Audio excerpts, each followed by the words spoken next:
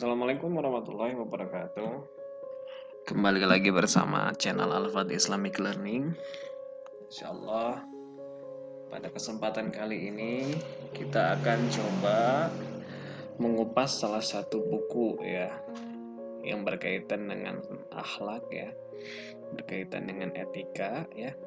Jadi di buku ini adalah menjelaskan bagaimana caranya ya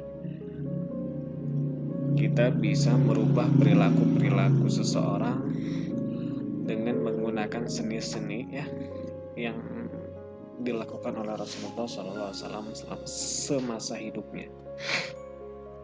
Adapun judul bukunya ya, ini Istamtik bihayatik, nikmatilah hidupmu.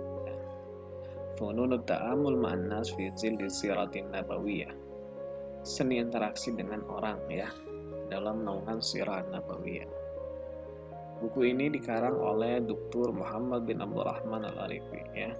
Beliau merupakan Ustadz Al-Aqidah wal Adyan wal Madzhab Al-Mu'asarah di Jamiatil Mulk As-Saghirah. Beliau merupakan dosen ya, guru besar juga dalam akidah dan perbandingan agama dan madhab-madhab kontemporer di Universitas King Saud di Riyadh ya. Kenapa buku ini sangat penting untuk kita bahas? Karena ini buku merupakan hasil karya yang fenomenal, dimana di sini ditulis oleh pengarang bahwa hasilatun buhus wa dawrat wa zakriyat akthar min isrina sana. Jadi buku ini adalah satu buku yang dihasilkan dari kajian-kajian ya, yang tidak hanya 1 bulan 2 bulan, tetapi kajiannya ini membutuhkan waktu selama 20 tahun lamanya ya. 20 tahun lamanya, luar biasa. Ya. Nah, kita akan coba mengupas satu pembahasan di dalam buku ini yang mungkin ini bisa menjadikan sampel ya, bisa menjadi sampel bagaimana ke depan Bapak Ibu sekalian kalau misalkan ingin membaca silakan bisa di-download ya. Judulnya adalah Istamtik Bihayati. Kita langsung saja menuju ke bukunya. Ya, seni Rasulullah SAW dalam menghadapi hinaan ya. Baik, kita langsung. Nah, ini ya, ma'al mukhalifin. Jadi bagaimana sih interaksi Rasulullah SAW dalam menghadapi orang-orang yang memang keras kepala, orang-orang yang memang membenci Islam ya, orang-orang yang memang mendeklarasikan bahwa mereka siap ya menjatuhkan agama Islam, bahkan mereka melakukan segala macam upaya untuk bagaimana bisa menstop dakwah yang dilakukan oleh Rasulullah SAW ya. Nah, di sini ada satu kisah ya, di mana kisah tersebut menceritakan tentang orang-orang Yahudi, halal Yahud, zammuna wa yamtada'un bil adaw. Jadi ceritanya ini diriwayatkan dari Siti Aisyah an-Aisyah radhiyallahu anha qalat. Jadi Siti Aisyah meriwayatkan cerita ini berkata, innal yahuda marru bi baitin Nabi sallallahu alaihi wasallam. Suatu hari ya, orang-orang Yahudi ya, beberapa orang-orang Yahudi ya, melintas di rumah Nabi Muhammad SAW. Lalu apa yang dikatakan oleh orang Yahudi tersebut ya? Apakah mereka mengatakan, wahai Rasulullah gitu, ajarkan kami bagaimana caranya misalkan memeluk agama Islam. Wahai Rasulullah ya, berikanlah kepada kami perlindungan ya, agar kami dilindungi dari segala macam serangan-serangan yang bisa membahayakan kami. Apakah mereka mengatakan demikian? Tidak ya. Mereka mengatakan satu perkataan yang luar biasa kejinya ya. Apa yang mereka katakan? Assalamualaikum ya. Al-mautu alaika. Assalamualaikum ya. Sekilas kalimat assalamualaikum mungkin terasa ini mungkin ada kekeliruan dalam penulisan.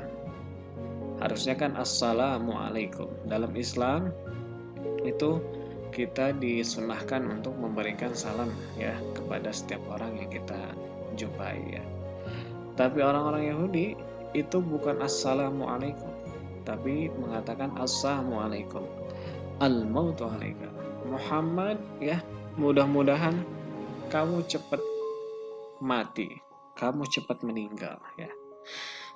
Luar biasa orang-orang Yahudi ini mendoakan Nabi Muhammad agar cepat meninggal ya.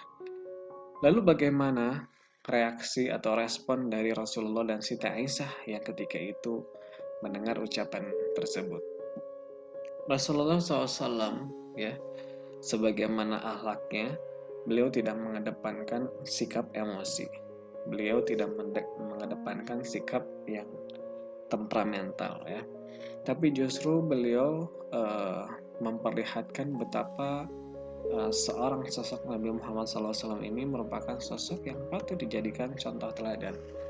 Beliau hanya mengatakan wa'alaikum ya, dengan ucapan yang tidak terlalu keras ya, yang tidak terlalu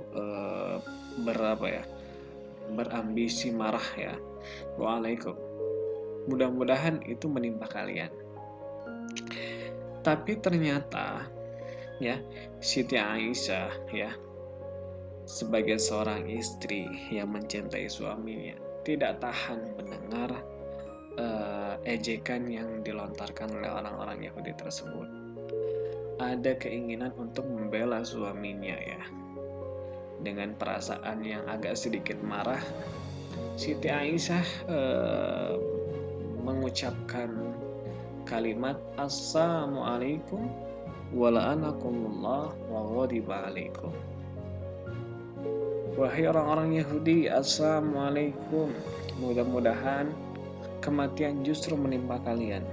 Wa la'anakumullah, dan Allah melaknat kalian. Wa ghadiba alaikum, dan mudah-mudahan Allah marah terhadap kalian sehingga kalian tempatkan di nerakanya. Ya. Ternyata Siti Aisyah ya terbawa hanyut oleh emosi ya. Lalu Rasulullah SAW sebagai seorang kepala rumah tangga, sebagai seorang suri teladan, sebagai seorang pendidik ya, mencoba untuk menenangkan Siti Aisyah, mencoba untuk bagaimana ya membenarkan bahwa hal tersebut itu merupakan salah satu kekeliruannya. Rasulullah SAW berkata, mahlan ya Aisyah, wahai Aisyah istriku ya, yang paling cantik, yang paling baik, mahlan ya, hati-hatilah kamu ya.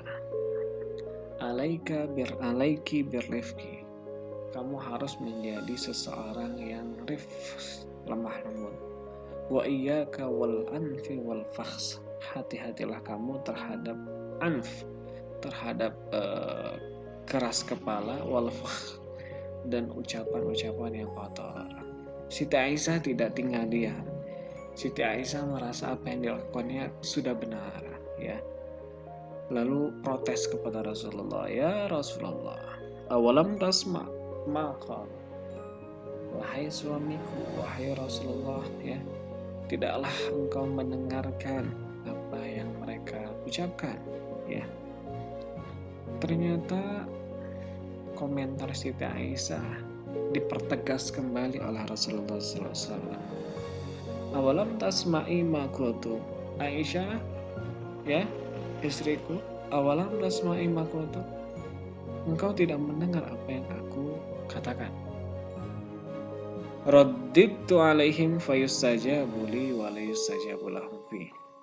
Aku ulangi perkataan itu tapi jawabannya hampir sama. Ya. Nah, dari peristiwa ini Bapak Ibu sekalian, ada beberapa poin penting ya yang harus kita ambil hikmahnya ya. Apa saja itu? Yang pertama adalah dalam menghadapi kritikan atau hinaan, dahulukan sikap lemah lembut dan ketenangan. Betul Bapak Ibu sekalian ya. Jadi di pertemuan kemarin kita sudah membahas ya, menganalogikan jika api itu ditambah dengan bensin, maka ini akan menjadi sebuah kobaran api yang sangat besar. Ya. Seseorang dengan sikap yang emosi, ya, ketika ya disikapi dengan satu emosi yang lain, maka itu bisa menimbulkan satu pertengkaran yang hebat. Bahkan tidak sedikit ya kejadian-kejadian, peristiwa-peristiwa dalam dunia pendidikan itu ketika seorang murid ya dalam suatu kondisi dia sedang emosi, kemudian ditanggapi oleh gurunya dengan emosi ya, itu akhirnya ya menimbulkan salah satu pertengkaran hebat dan bisa jadi guru tersebut ya dipukuli oleh muridnya gitu ya. Dan ini banyak terjadi di dunia pendidikan kita di Indonesia ya. Oleh sebab itu ya, yang paling baik adalah bagaimana kita mendahulukan lemah lembut dan ketenangan ya. Api harus dipadamkan dulu oleh air ya. Kemudian yang kedua, seorang suami wajib untuk mendidik keluarganya. Iya ya.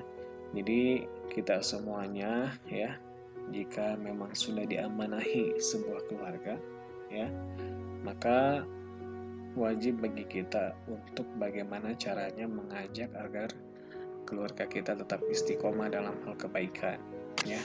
Begitupun dengan Rasulullah ya. Rasulullah tidak ingin ya Siti Aisyah larut dalam emosi ya, karena hal itu bisa jadi ya mendapatkan dosa ya.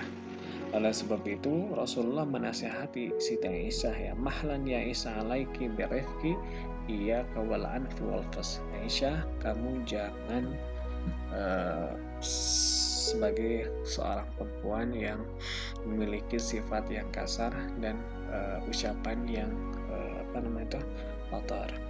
Kemudian yang ketiga, Islam adalah agama yang rahmatan lil alamin ya.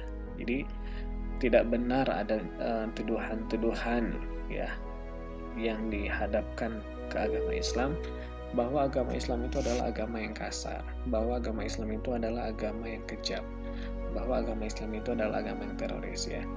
Dengan satu peristiwa ini ya, dengan satu kisah ini ya, ini menjadi satu menjadi satu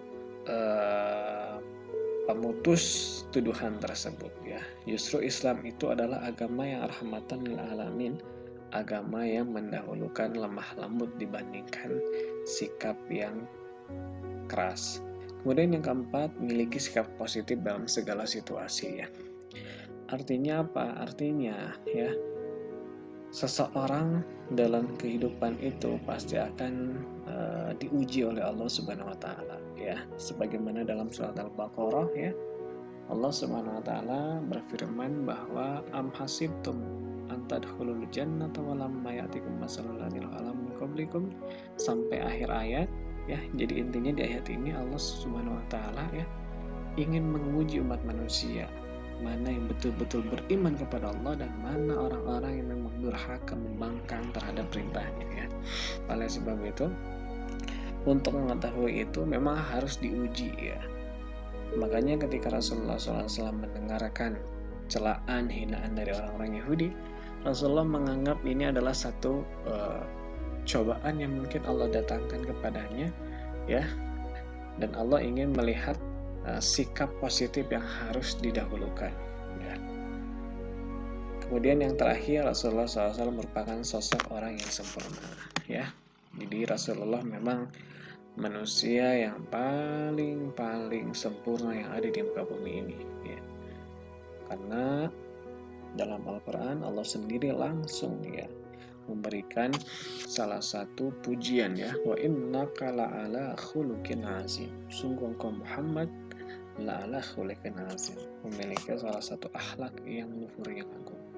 Mudah-mudahan kita semuanya bisa mengikuti suri teladan Rasulullah SAW